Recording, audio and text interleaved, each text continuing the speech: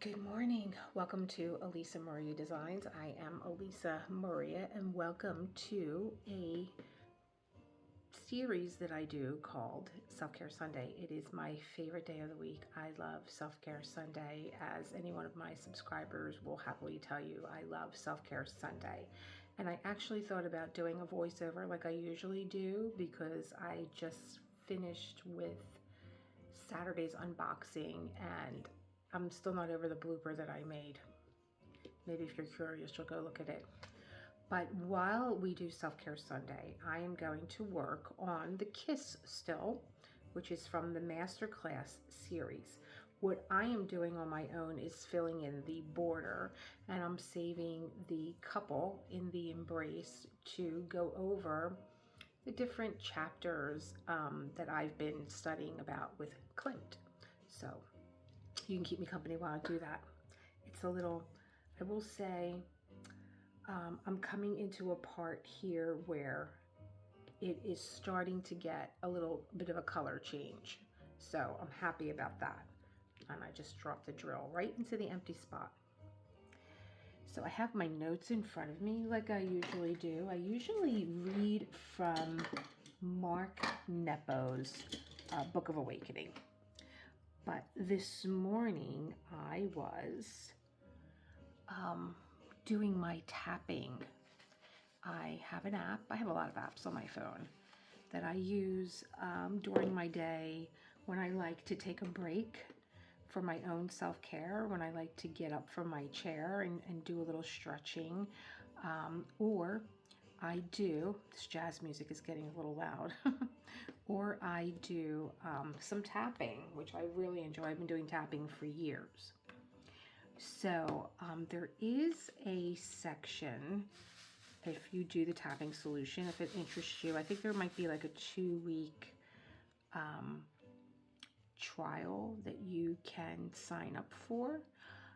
If you do that, you'll be able to, they have audiobooks and they have, I don't know if I want to change this right now. They have audiobooks and they have different meditations. They have things for your health, different ailments that you may have. I was looking around it today. They usually just go into my tapping meditation, and I usually don't really like peruse the site that much, but today I did. This morning I did, and Tony Robbins was on there, and he's one of my favorite motivators, Tony Robbins. And I did his morning session, and it was really nice. But before I did that, and that's what today's Self-Care Sunday is about, I listened to Jessica Ortner, who is Nick Ortner's sister, and Nick Ortner is the founder of the Tapping Solution. She does a series called The Daily Inspiration that I like, and it's like maybe 3 to 5 minutes long, and I really liked the story that she told this morning, and it was a parable, and it's something that you can reflect on. And as I listened to her tell the story, I thought I knew how I felt about what I was reflecting on until I started to write. It's so interesting to me that I really never know what I think until I start writing. I know that that's a famous quote, but it's the truth. I really don't know what it is that I think until I start writing. And as I started to write, I started to change my mind, or not change my mind, I shouldn't say that. I started to look at the story from both sides of the parable. So let me tell you what the story is. The story is about a businessman and a fisherman. And in the story, it goes that there was a businessman that was driving by a beach, and as he looked out into the beach, he saw a fisherman, a lone fisherman, and he had his pole cast, and beside him he had all these large fish, and the businessman pulled over, and he went up to the fisherman, and he said, he went to compliment him, and he said, how long does it take you to catch these large fish? And he's like, well, not very long. I'm a really good fisherman. And he said, well, oh, how long are you usually out here? He's like, oh, well, by mid-morning, I'm usually done fishing. And he's like, well, then what do you do after you're done fishing? And he said, well, I go home and I kiss my wife and I play with my kids and I read a book and I have something to eat and I take a nap. And then I still have the rest of the day to do whatever I want. And the businessman said, I'm really an expert at business. If you're this good of a fisherman and you're not spending all this time out here to catch these huge fish, I can get you a business plan together where if you were to stay out a little bit longer and you were to catch even more fish, you'd make some more money. You wouldn't just be fishing for what you need and what your family needs. You would be able to make some money, and you'd be able to afford a bigger boat, and then you could fish even more and make more money, and then maybe you would have a fleet of fishing boats, and you'd make even more money. And you'd be able to buy a house near the beach, and you could, if you worked really hard, you'd be able to have your own fishing company. And the fisherman looked at him and he said, and then what? He said, well, you'd be able to buy nice things, and you live by the beach, and you'd have these people work for you, and you would be able to do whatever you want, and you'd be able to spend your time however you want. And the fisherman looked at him kind of puzzled and said, well, isn't that what I'm doing now? And I guess the moral of this story is, yeah, that is what he was doing at the time. And that's what I thought, who would want all those headaches of owning a business and, all, like a fleet of ships, a fleet of boats to fish with? Like, who would want all that headache, for what? He'd have more money, yeah. He'd have more problems too. And to end up doing the same thing maybe that he's already doing. But then I started to write like I do every morning, and I thought,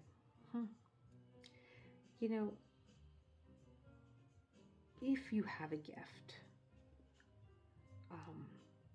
where something comes easy to you, and I think everybody's been in this situation at least once in their life, where something comes very easy to you and other people are amazed that you can do something so well, and you're kind of like, really? Like, this is like second nature to me. I thought everybody was able to, do this as easily as I can. No, you're really good at this. You're really good. This is your strength. I think that it's not just being really good at something, it is a gift.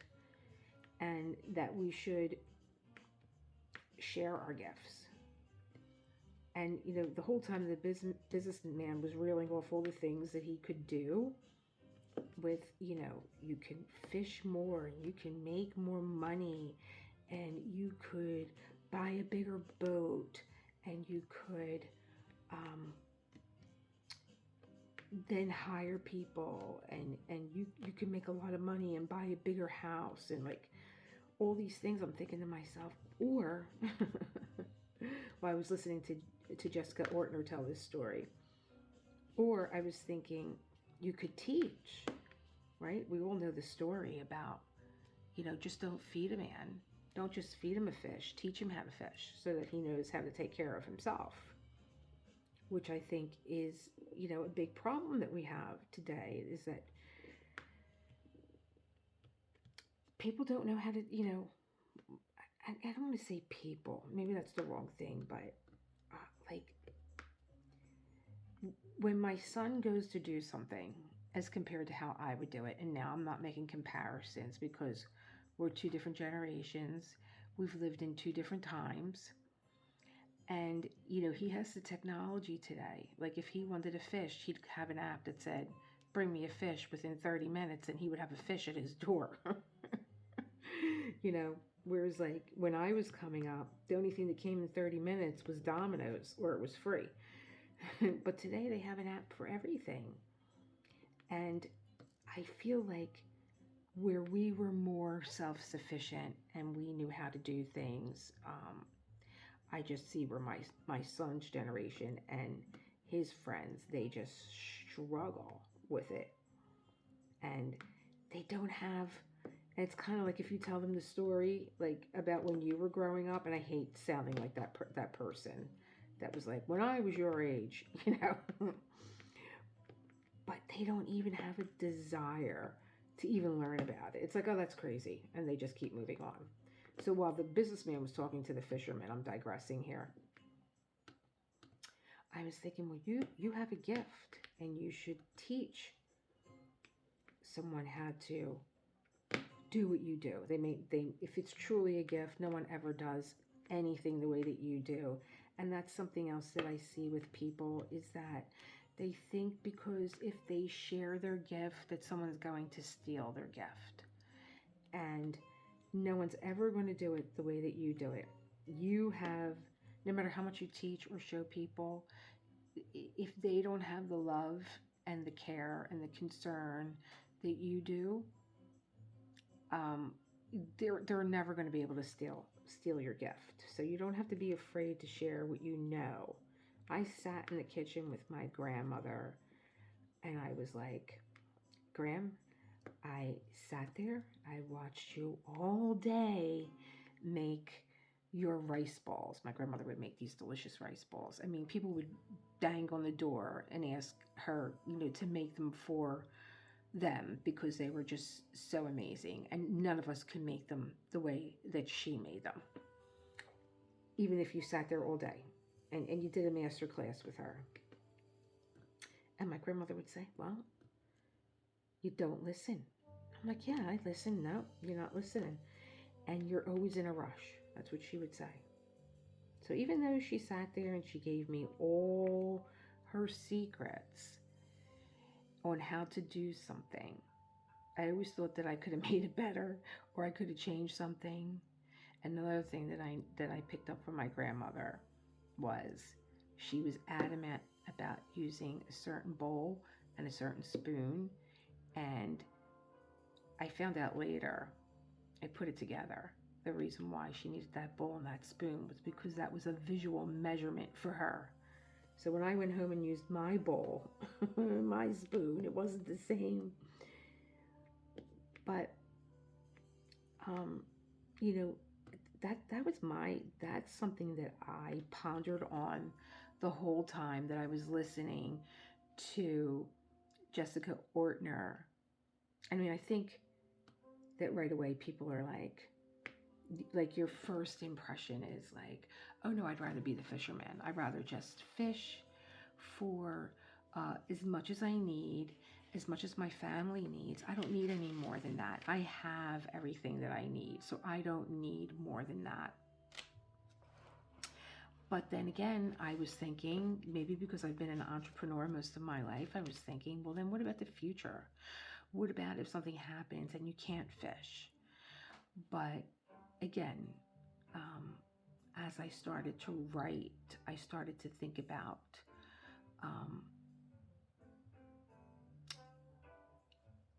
the feeling of the story, in the context of the story. The fisherman, the businessman has these big ideas, and the fisherman is just very patiently listening to him. There was something about saying, oh, I only fish for what I need. and I don't worry about anything else. Well, why don't you worry about anything else? And I think that that's where faith comes in, and probably um, being secure in yourself that if you couldn't fish one day, that you would have something else to provide for your family. So there was, I'm trying to look at it, not look at it as the businessman is bad for wanting to make a business out of this. And the fisherman is like, no, I got the life. I'm living the dream. I'm going to fish as much as I want, as much as I need to. And then I'm just going to go home, kiss my wife, play with my kids, eat, read, take a nap, and do what I want the rest of the day. And it was interesting too.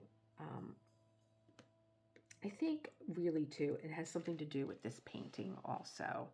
I was talking about earlier in the week how I am using different parts of this picture to create my thumbnails.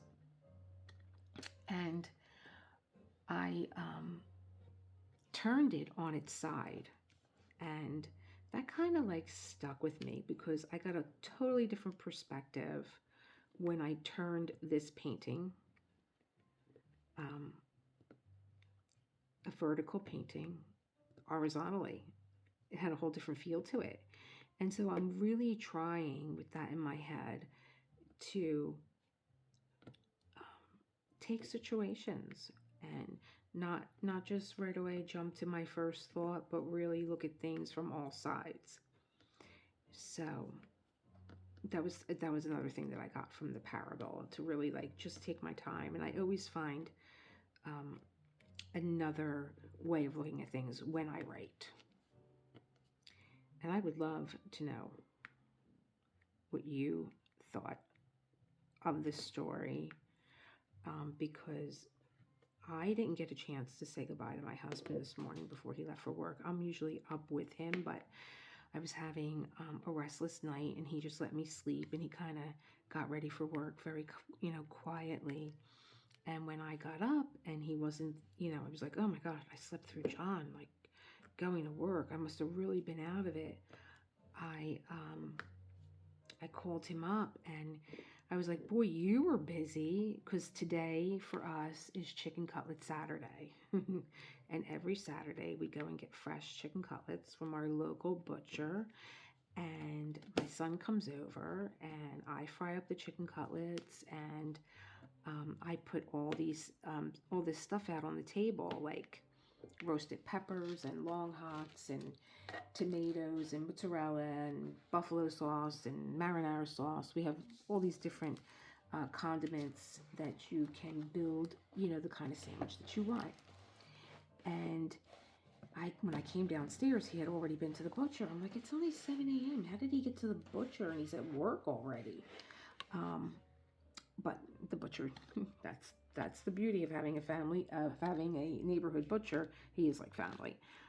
We've been going to him for years. That, he's in the store at 6 a.m. doesn't mind, letting you in early. And I said to John, like, oh my gosh, like I slept through you leaving for work. And I came downstairs to find chicken cutlets already in the refrigerator. And it's only 7 a.m. and you're at work, and he's looking to go out on his route.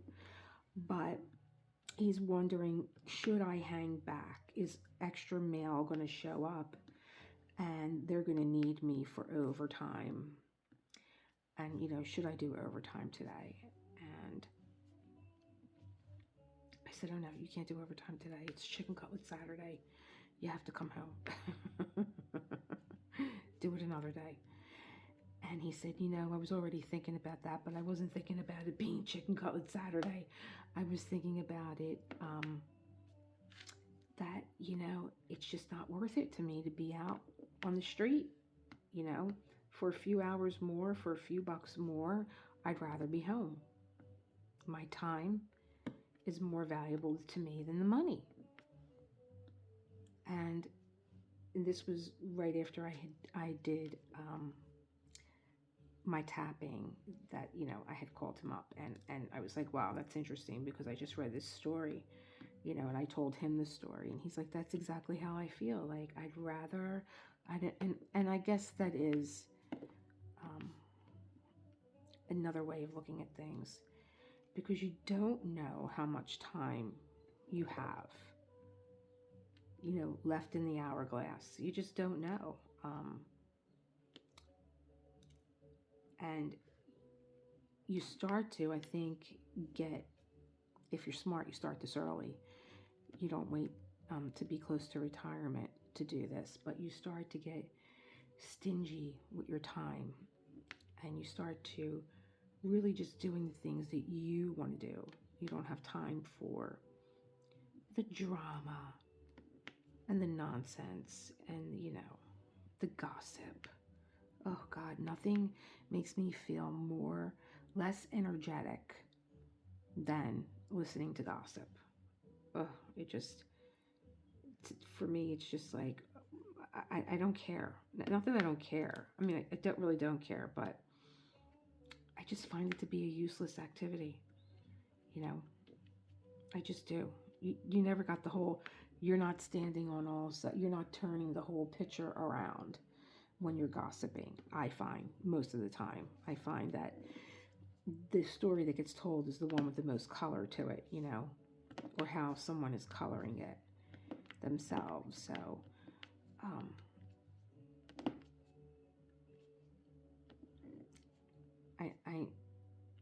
I am always happy when I can relate something back to my diamond painting, that I could say, well, the reason why I'm looking at things more closely and with different perspectives is because it started when I turned this photograph around, and where did this white one go? I don't think I have one white drill anywhere. That it started with me turning this photograph around and giving me a different perspective, and it's creeping its way into my everyday life, where it made such an impact on me that I'm using it in my everyday life.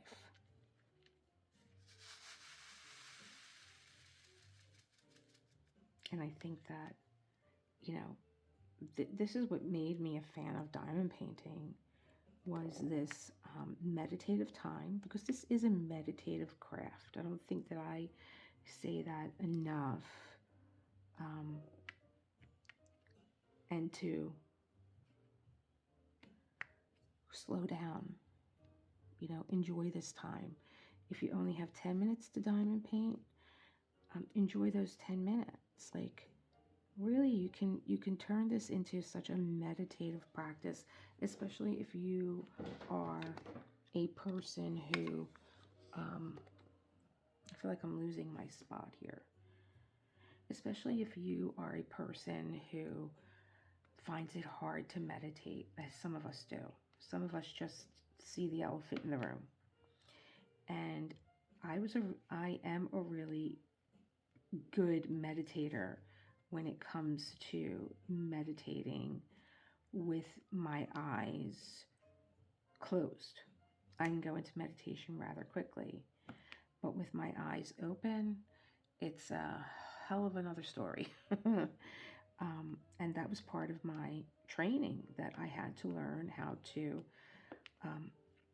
meditate with my eyes open. And it was really difficult. I think I'm going to switch this because I'm getting a little brown fatigue here. It was really difficult because it was a challenge, and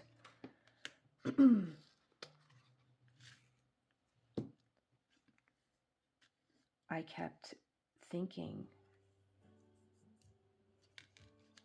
that I was meditating.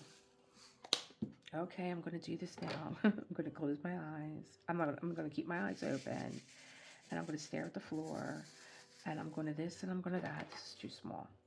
But it would be enough, but it's not.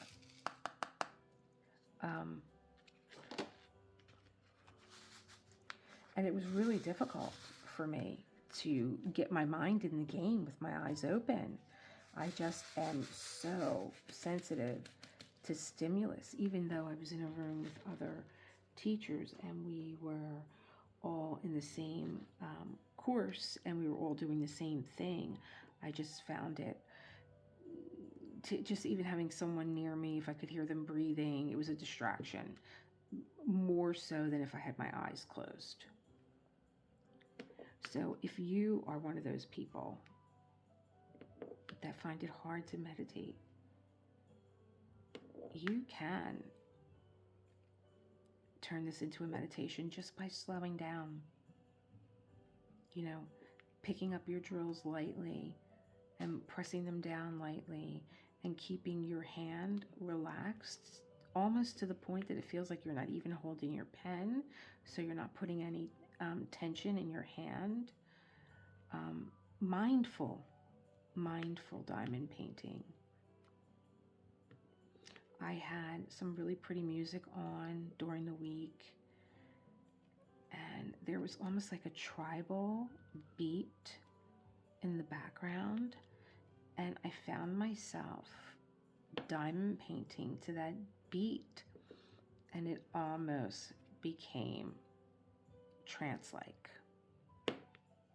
You know, especially when you have putty and you can hear the kind of snapping of the putty on the canvas, and you hear it like kind of sucking back up. I am going to, if you watched my other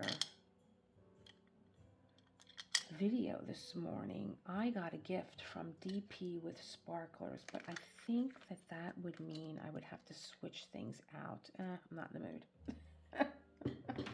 I'm not in the mood. I'm just going to take this one that's already ready. Okay, that pen had blue tack in it. And with the blue tack, if you don't like, with the blue tack, first of all, I find that it is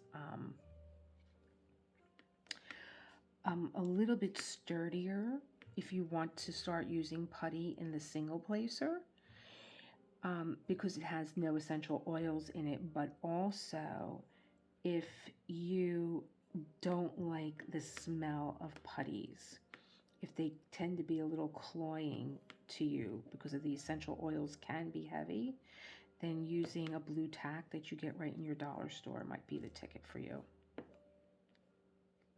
And you can get on the putty train. I'm a big advocate of putty now. I finally learned how to use it. And that came from one of my, meditative experiences while diamond painting. I just started to slow down, loosen the grip on my pen, and pick them up gently and place them down gently. And that could be a very meditative experience. I also like using my drills as a sort of color therapy. I will take out a painting that has a lot of color to it if I'm feeling kind of mushy, lack of energy, sad, depending. Sometimes I just want to be sad. Sometimes I want to, work through the emotion and let it move through me. So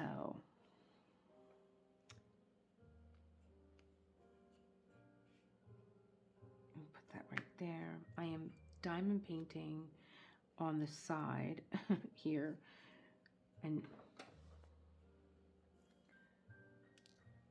because I'm at that in-between point, like right in the middle where you can't diamond paint from the top and you can't diamond paint from the bottom, so you kind of turned it on its side to diamond paint. But I don't know, I think, again, it's the turning of the canvas and what you're looking at that sometimes it brings a little challenge to your diamond painting for sure. And that's the fun of it, working these things out to become better or find a way to do what you do. And I am still working on getting a video out to you guys, which I know now, I'm looking at the time, I know it's not going to go out until Monday. And I have been sitting and marinating on all the things that I've learned about diamond painting, about myself, little tips and tricks that I use. And I was like, one day I'm going to sit down and I'm going to make a video on all these things, all these tips and tricks and ideas. And I sat down the other day and I opened up the video by saying, this is going to be a compilation. You're probably going to see me in different clothes. I'm going to film a little bit each day. And here, once I sat down and started to talk, it just like all fell out of me. I'm like, well, that was interesting. That I was able to do all my tips and tricks in one sitting. And it was like a good 2 hours. I will definitely scale that back. But it's everything that I've learned. And I've learned by, challenging myself. I've always really honored my time. I like to be able to do things, be productive, but also be efficient. And so when I think of things that I think are a good idea and they make my experience more enjoyable, it's a domino effect. It's like, well, I'm sitting here and I'm enjoying my diamond painting, which gives me the room to think about other things. And so your creativity just keeps, it's like an echo. It just keeps expanding out.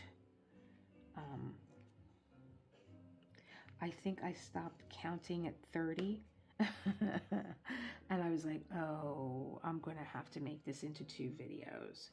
But the way that I filmed it, I can't see how, if I split the tips into 2 videos, that it makes sense. I think that they have to stay together, because I speak about one thing in the beginning and then it's later on down the road that I'm actually demoing it. And so it was just a lot. I'm getting better with my editing and all, but not that good. So make sure you always have the right drill case in your hand. Don't be like me, mixing your drills up. I've been so mindful of that, and this morning I did it. And not only did I do it, I did it on camera. And I didn't know it until I went back to edit, and I'm watching myself pick up the drill tray and put the drills in the wrong container. I was like, oh my God, no. Maybe that'll be my self-care Sunday, because when I do something like that, is this the one? Oh, and it was the drills that I got from DP Sparkler. Is this the one? Yeah. 780. And thank you, DP Sparkler, for matching the color so nicely. The glitter drills with the regular color, you can barely differentiate them apart. And, these are the colors that are going in Adele, but there are some sparklers in there, some glitter ones in there. And the way that I sort out my drills when I do this is just make believe that this is a flat surface. I will sit there and I will do this. These are regular. This is glitter. And then we have and I'll sit there on a cutting board, and I will separate with my aligner, putting all the glitter ones on one side and all the regular ones on another. And then I will gently take them off the cutting board, maybe into a piece of paper where I can put them back into their proper containers. I can't believe I did this. And all the while that I was talking, and I was saying, make sure you put them back in the right container. And I only had one container in front of me because I took out the number 780, which is a topaz color. Topaz, I think it's ultra very dark. And I was comparing it with the sparklers that came in a baggie. And because I'm so repetitive that I know to only take out the drill case that you're using. Well, I saw that and I saw this and I just blended them together. So that's okay. I have a way of solving that problem. And I thought, well, this is a meditative moment. I could, do self-care Sunday while I sort out my drills. But we'll do that another day. I'll do that another day. But talk about manifesting. Talk about speaking something out and it happens, right? It manifests right before your eyes very quickly. So this is 4. See, I don't want to get confused. So I'm going to go back to 4 before I pull out 3.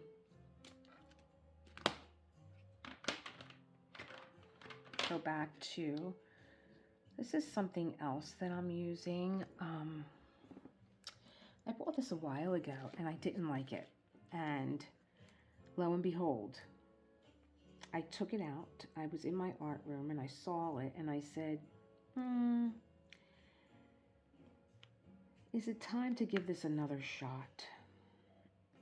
And I think that, again, this stems from my learning experience with bigger placers, longer placers. Like this is a 10. I'm not using it as a 10 though, because I find that when you place drills over 6, that you start to get a space in between 7, 8, 9, 10, whatever, that you have to then push your drills into alignment. And so I stopped using long placers on my canvases, and I will use a 4 or 3 to make up the difference. For 7, I might use 3 twice and then single place, and I like it better. I find that I don't have to take the time out to rearrange my drills that don't move anyway, because once you place these drills down, they're stuck to the canvas and they don't move. You can push them, but this is a glue that is like a rubber band and they'll just push back. So this turned into a little whip and chat too.